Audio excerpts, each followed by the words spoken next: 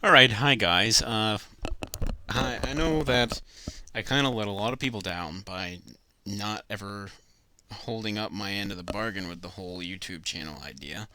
I never finished a couple of tutorials, and I've been gone for a while. I'm not gonna make excuses for that. There really is no excuse, except life hits you. I guess is what it comes down to. When I was a little kid, I had all the time in the world to do whatever it is that I needed to do. And now that I'm a bit older, I don't have as much time. But I'm going to try and find the time to upload some tutorials about Battlefield modding. Uh, I want to put a disclaimer on the front end of this. I want to just say, you know, as far as modding is concerned, there are hundreds of different viewpoints on modding. I don't think you're ever going to meet a modder that agrees with another modder. I think every modder is going to have a different opinion on a different problem, and the only way to solve the dispute is to, go in game and try things out.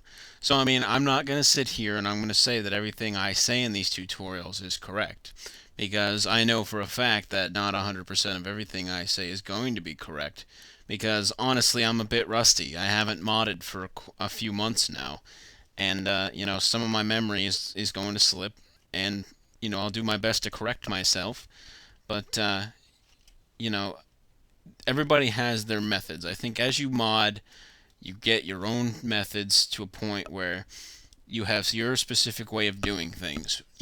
I do my animation a lot differently than other people do theirs. If I was to post up my techniques on the BF2 editor forums for animating in BF2, I'd immediately be shot down as an idiot because these guys have a different way of doing it.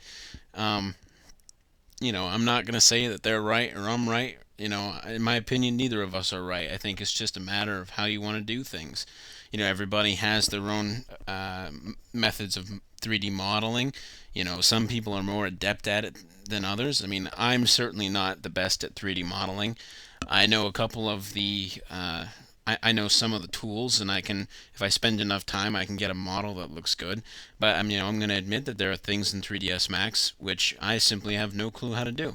So, I'm going to spend this video or this series of videos explaining a few of the basic tools that I think everybody should know about in 3ds Max if they want to start using it, even if they only have a simplistic knowledge of it.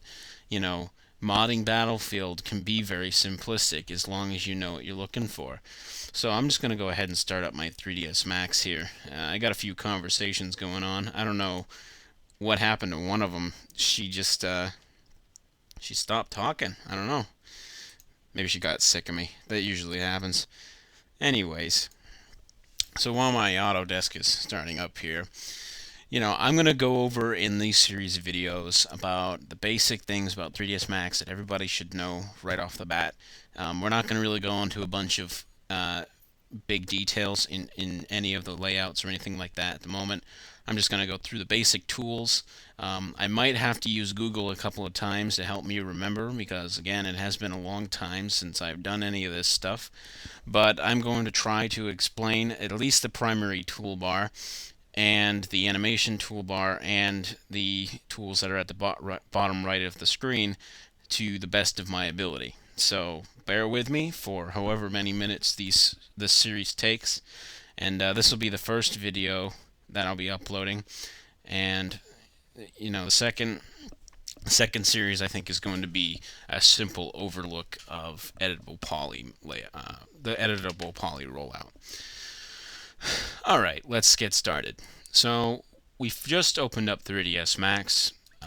This is 3ds Max 9. I have Service Pack 2, and what the great thing about Service Pack 2 for your 3ds Max 9 is that it'll allow you to use the DirectX texture files directly in the program. So as before, where you might have to convert a DDS texture to like a bitmap or a JPEG. Sorry, I have hiccups for some reason. It's this juice. But if you would have to, switch a DDS file from a JPEG or to a bitmap or anything like that, you no longer have to do it. You can simply just use the DDS file, and it speeds things up immensely. It makes things easier as well. No longer do you have to reference a separate bitmap inside the folder structure to find it. And of course, I'm talking about Battlefield 2 for the moment here because that is what is freshest in my mind. Eventually, I will go back and make some tutorials about Battlefield 1942 for those of you that still love that game. I mean, I still love that game. I wish that game was still alive more, and that there was more mods coming out for it, because I feel that the Battlefield 1942 engine is better than the BF2 engine. But I'm not going to go into that because that's a totally separate argument. But let's get started. I'm just going to start going from left to right, top to bottom, and we're going to go through things.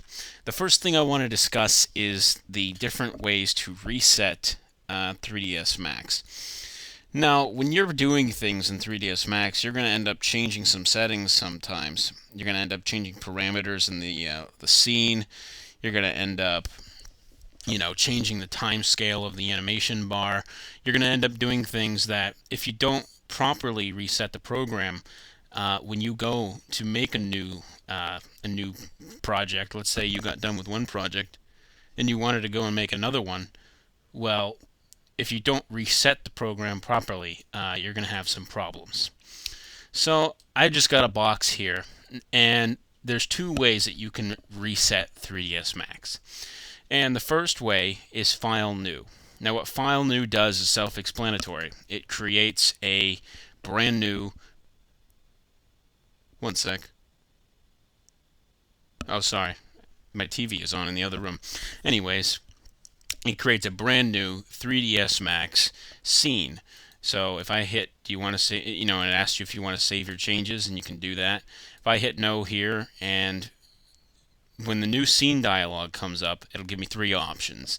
Let's say you're working with a scene and you want to start a new one that's identical to your first one so that you can start doing something else. Maybe you have two different ideas that you want to try out.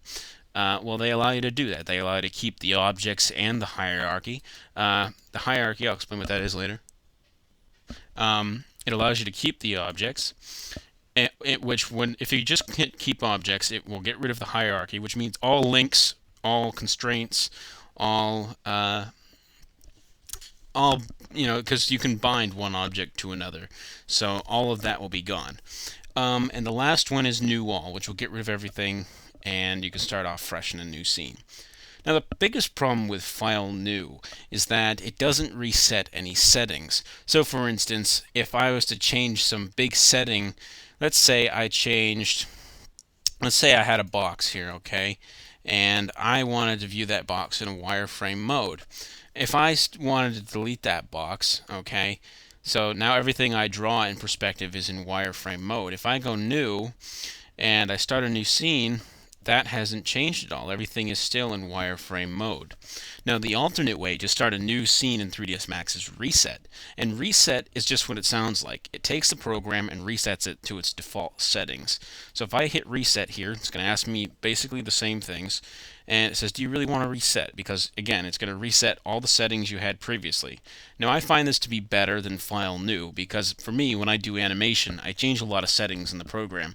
So resetting the program to its default loading state is always good when I want to start a new animation.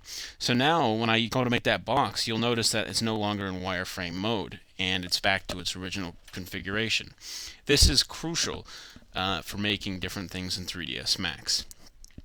There's really nothing else for me to talk about at the moment inside the file menu. One thing I am going to show you, I'm going to skip over most of these. First, one thing I am going to show you is called the viewport configuration. Different viewport configurations are good for different things.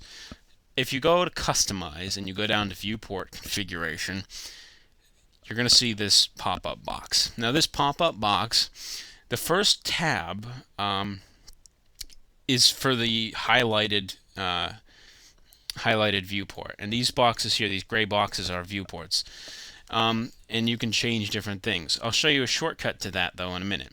The thing I wanted to show you in here is in the layout. Now 3ds Max comes with a number of default layouts that you can choose